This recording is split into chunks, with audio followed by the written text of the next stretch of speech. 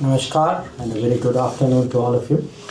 So it's very good to be back in Brussels. I think I was here 2 years ago, and I thank you all for taking the time and coming here today for this gathering, for this interaction. And I believe it's a holiday today, so I feel a little less guilty when you're here. But I, as the ambassador shared with you, I'm here for an official visit to Belgium. Today, even though it was a holiday, the Deputy Prime Minister and Foreign Minister Maxime Provost met me. We had a meeting, we had lunch together, and tomorrow I hope to meet the leadership of Belgium. And of course, the European Union's leadership, many of the commissioners, and then normally you meet the press and other people, business people.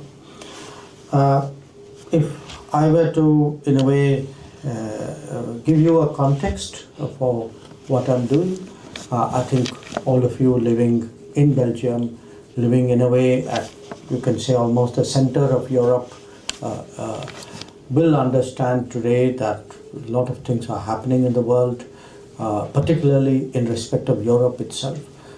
And there is a much sharper interest in Europe to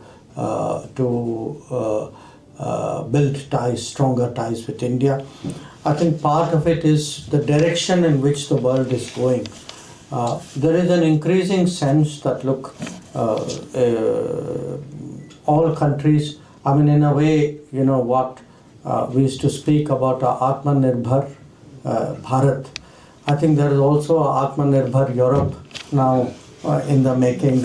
They realize that, look, many of the problems of Europe have to be addressed by Europe itself, that they have to stand more on their own feet, and therefore they also need more friends.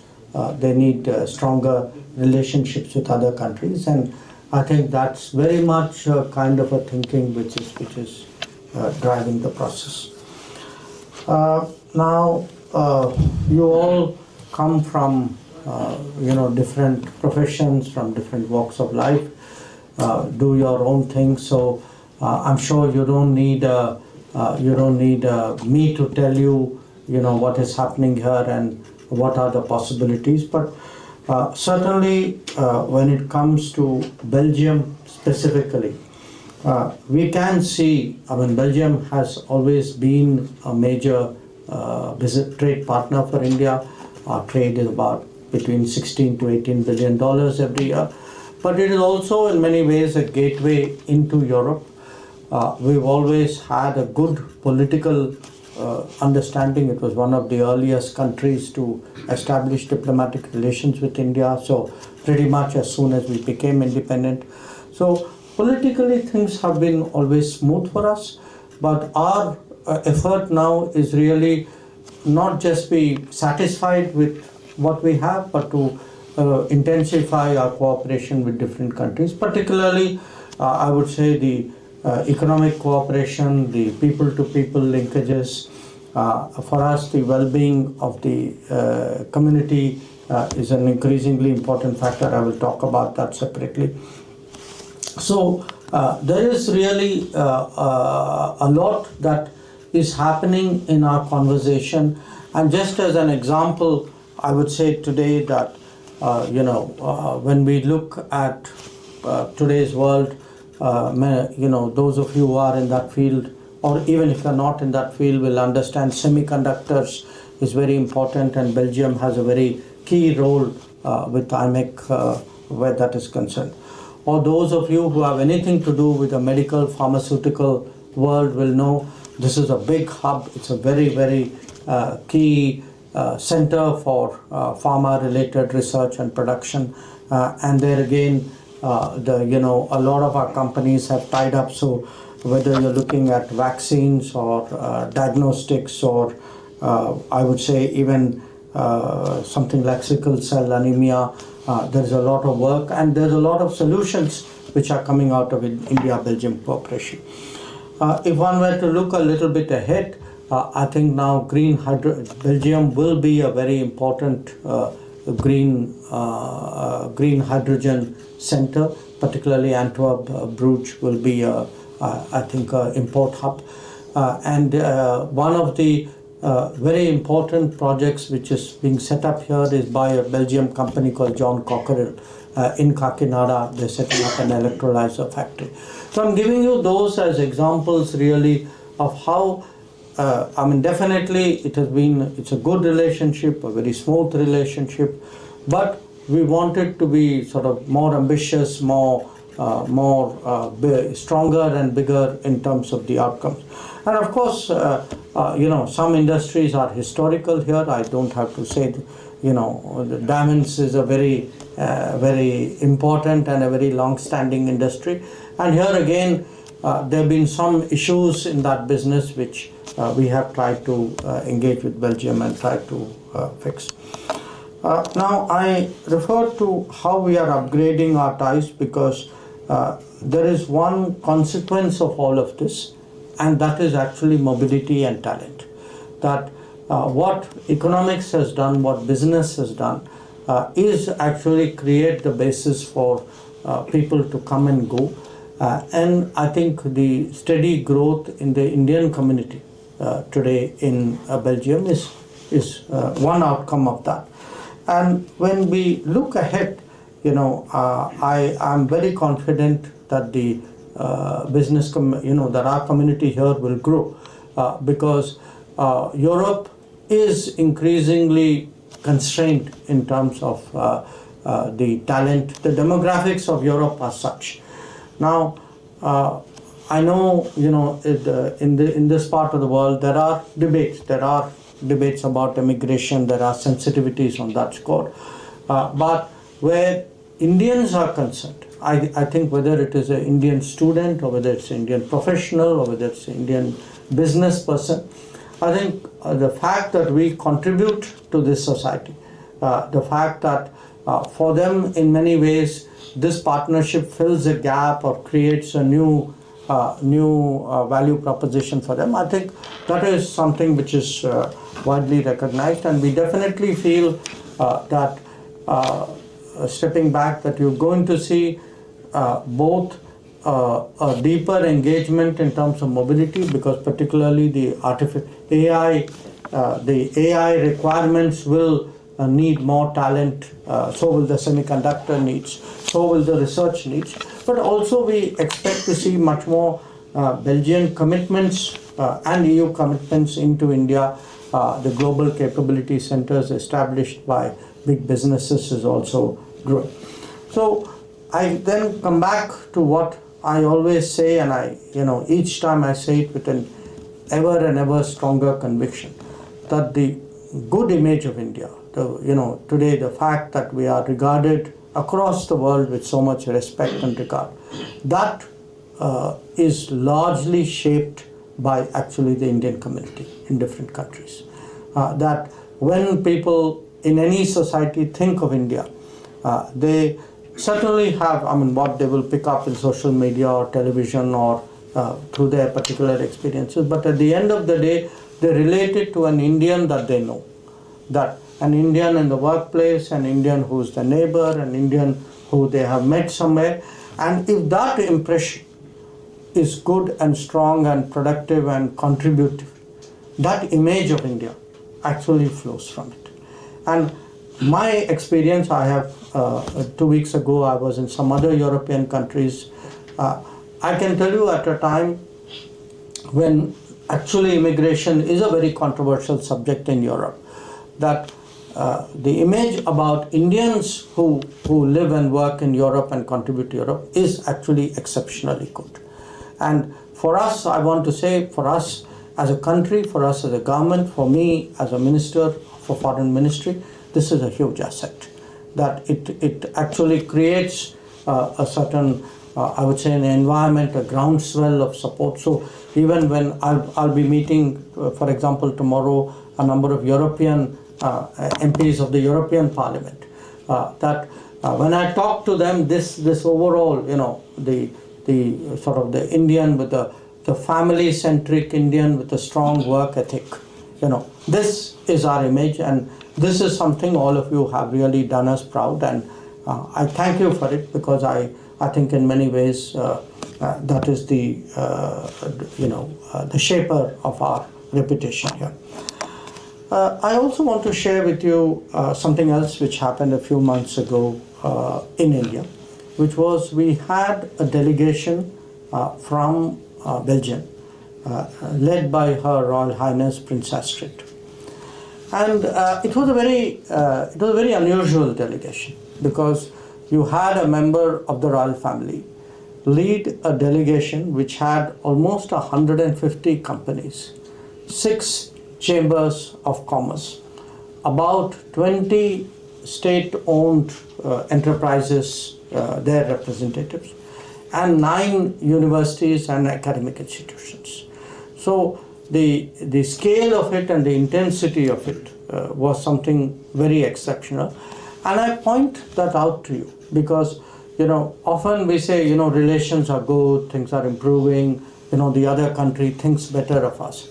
But just like, as I say, if on a holiday, if your counterpart can make time for you, similarly, if you have a delegation of this scale, and it wasn't that they came to Delhi, checked the box and went away. They spent a lot of time in India. They traveled to UP, they traveled to Gujarat, they went around meeting people. And I cite that to you again as an example today of how much more seriously, how much more, positively today India is being taken. So that's really, in a way, what I had to say about the relationship. Of course, things are happening between us and the European Union as well. The main issue there is the free trade agreement negotiation. It will have, in many ways, obviously a very strong economic consequence. So many of you, in some way or the other, would have an interest in it. I can only say that it is going well. I think we have done more than half the job, perhaps more, maybe half is conservative. And our ministers, trade ministers, have been meeting regularly, and we have set ourselves the goal of trying to complete it by the end of the year, and people are making a full effort in that direction. And as and when it happens, I'm sure that it would be a game-changing event for not just for our relations with Belgium, but really for all of Europe. Now, I have in many ways spoken about the changes in our foreign relations, changes in our image, but there is underlying all of that a change in India. And that change, I think, has been very, very strong, very sharp in the last decade. And, as someone who's spent pretty much all his working life in the government, I am, in a way, able to make a very objective judgment, a comparison, in a way. And I would say very candidly, what has really changed is that we have a combination today of both a big vision or ambition for the country, as well as a commitment to do things on the ground. So what is said is not a slogan or just sort of a phrase or just words.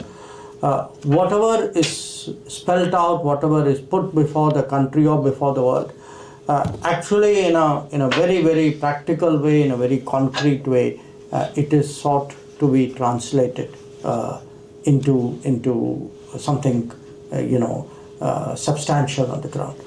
And I don't know how often you all travel to India, but I'm pretty sure every time you do, and every time you go back to whichever town or city or village you come from, I'm sure you see some example of it. I mean, the one thing which is common across India is wherever you go across India, something is being built. There is a road which is being built. There is a houses which are being built. There are new railway tracks coming up. The new airports and places which you may not have known earlier. And in many ways, that is a good metric really to judge what is changing in India. And when you meet people, especially coming from Europe, I recently was addressing the advisory board, the global advisory board of a very big European company.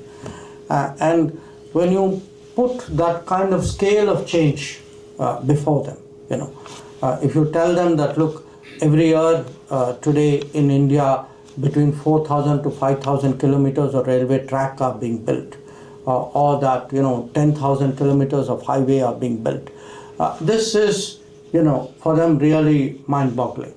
And it is mind-boggling because wherever you're meeting them, actually they have seen some evidence of it. I mean, it's not just a number that you are throwing. And it's also visible for them in terms of, they see it in their business lives, they see it in the ease of travel, that if the airports in India have doubled in the last decade, that's quite evident to them. So the physical changes in India are, are obviously very visible and very important facet of the transformation which is underway. But there is the other side, and that's actually the people's side, in terms of how well is the average person, how well is the population doing. And here again, actually, you can see that even though in the last decade we've had sometimes a once-in-a-century challenge like the COVID. I first came to Europe maybe almost 45 years ago. Okay, Europe was often held up as an example to much of the world about what is possible, and there are many good reasons for that. I mean, after a very difficult history, they have come together in a manner in which there's virtually no other example for something like the European Union. So there is a lot that can be said to the credit of this part of the world. But what is, I think today for me very striking, is this sense in India that, for us, almost like every year or every few years, you can see your life is getting better. That places which did not have electricity or did not have water have, people who did not have houses have, people who had it have improved it, your ability to reach places is better. As I said, ease of movement is better, there is a sort of an optimism, and it's again not just a business optimism. If you look at it, younger people today, whether it is at the level of startups or innovation, or whether it's even at the level of, say, a person who has a cart, or people who are working out of homes. The ability of people today to secure loans for small businesses has undergone actually a sea change. And the sort of I would say the well-being, from physical well-being to a belief that their expectations have gone up, rightly so, and as the delivery gets better, and a big part of it is actually how much more digitized, whether I come to Europe or whether I go to US, North America, frankly, even if I travel around rest of Asia, I see how much more digitized we have become, how much more deeply we have embraced technology in India, and to me, that bodes very well for the times to come. So those were some of the impressions of home, of our relationship, of how we look at the world that I wanted to share with you. What again, I take the opportunity to underline that there has been, and you have all evidenced that seen it for yourself, that in the last decade, where Prime Minister Modi is concerned, his governments have put a certain premium, a certain special value on the diaspora, on the Indian community. We see you very much as key to our interactions with the world. And a world which will increasingly become a global workplace. That the idea, where there will be demands where people will move increasingly from one society to another. There will be a global workplace and a global workforce, and in many ways you are all the pioneers of that. And also an India whose image is shaped by both the challenges and the contributions it has made. That COVID was a terrible calamity, and people really thought that if there is one country which will find it difficult to cope with it, it would be India. So we began the COVID as a concern for the world, and we ended the COVID as the main provider of vaccines for about 100 countries in the world. Or you had, again, a challenge like when the war started in Ukraine. And the majority of countries, frankly, those who had people there, left their people to their own devices. And we were one of the few who not only made an effort to get our own people out, but wherever possible, it was something that we did to the others. And that kind of an India that is contributing. We just had a few months ago a very, very serious earthquake in Myanmar. And we were the first country to go in there with a field hospital, with rescue teams. And increasingly in that part of the world, there is that feeling that, look, if there is a crisis, at least India will step up and India will do what it can. Now, having put all these thoughts before you, of course, I do want to share something which I know would be uppermost in your minds as well, which is the Operation Sindoor and the challenge of terrorism that we have just addressed, and which, of course, we'll have to continue addressing. And when I was talking to my Belgian counterpart today, I was telling him I came here along with Prime Minister Modi in 2016, in March of 2016, maybe, I forget it, maybe about a week after there was a terrorist attack in Brussels. And, why I mentioned it is to drive home the point that, look, terrorism is not, a particular country's problem. Don't look at this, because often, the media, which is not always free of bias, tends to present it saying, there is an India-Pakistan issue, or, this is about Kashmir. This is about terrorism. It is about a challenge which I told him, I said, look, it could be me today, it could be you tomorrow, it could be somebody else. What distinguishes this challenge is often in different countries, a group does it, a set of forces. It is very rare to have a country which openly uses it as a state policy. So, and this is something which people in Europe have to understand, because that is not their experience. Terrorism happens here, but no European country or no neighbor of a European country does terrorism as a declared policy of their country. And I spent some time trying to make them understand, because it's not always easy for someone in a different environment. Really, when you tell people that, look, this has been going on for decades. In a way, it started from the time of independence, when they sent people who they said, these are tribal raiders who have come into Kashmir, it has nothing to do with us. Of course, it turned out finally, Pakistani army was very firmly embedded among them. And the point is that it is a challenge, which is something which has targeted us more than it has any other country in contemporary times. And in fact, some years after the Brussels attack happened, I happened to meet the air, an air hostess was very, very badly injured here. And her name was Nidhi Chapekar. And she's written a book called Unbroken.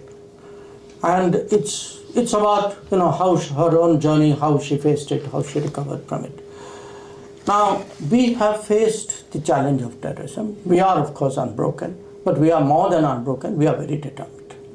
And this time, we wanted to send that message, saying enough is enough.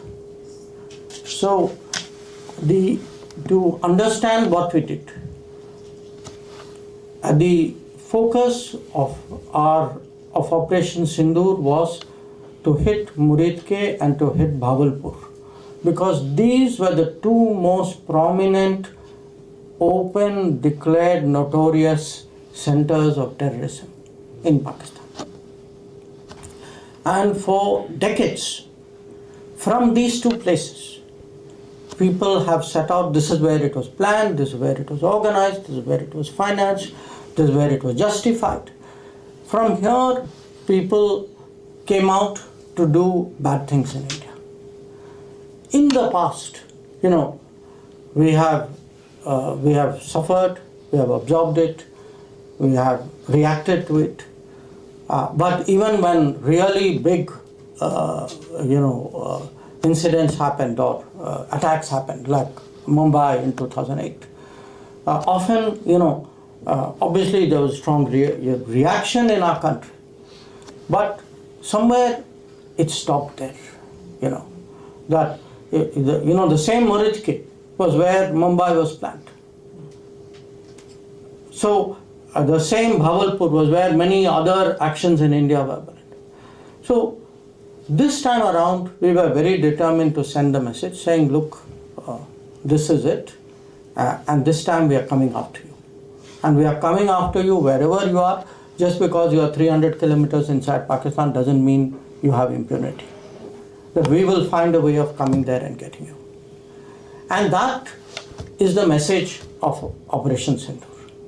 And what is important, because I'm sure there will be some curiosity, people will ask you, saying something happened in your country or in your region.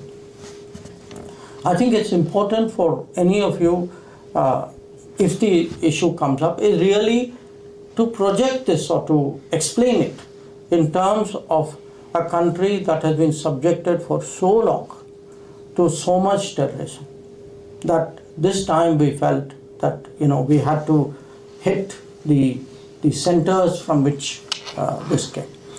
So we believe that that message has gone through. In fact, as you would all know, within half an hour of Operation Sindoor started, we had hit the 9 key sites, including Bhavalpur and Muridke. And we, eventually, after 4 days of conflict, we basically disabled all the key Pakistani air bases, so that finally they sent us a message saying they are willing to stop the fighting and would like to establish some kind of stability after that. So for me, what is encouraging is, one, the fact that we took the decision. As I said, we are not just unbroken, we are very determined. The decision to go in there and hit them, and to say thereafter, when Prime Minister Modi says Operation in Sindoor is not over, there's a clear message there saying we reserve the right to go after terrorists anytime, anywhere, if they have done harm to our people. Number two, what also for us is a big takeaway is the national unity. That we've had parliamentary delegations of different parties. I think they were here some days ago as well. And to see across the world leaders of different parties, often the delegations have been led by leaders of opposition parties, but presenting a united case, a unified case outside on this matter. I think it is something which has done our country and our democracy very proud. And third, of course, the messaging that on an issue like terrorism, don't treat it as an issue between two countries. Don't think this is just India's problem. I mean, if you look, in fact, at the history of terrorism in the last 20, 30 years, so many of these incidents eventually end up in Pakistan. That the fingerprints, the trails, it's somebody from there who's done, this. So that's right now, of course, the big issue. I felt it was important. I shared those the thought process behind what we set out to do, and I'm sure in your own way, if this issue comes up with your colleagues or with your friends and neighbors and with people in Belgium, you will also find a way of handling it.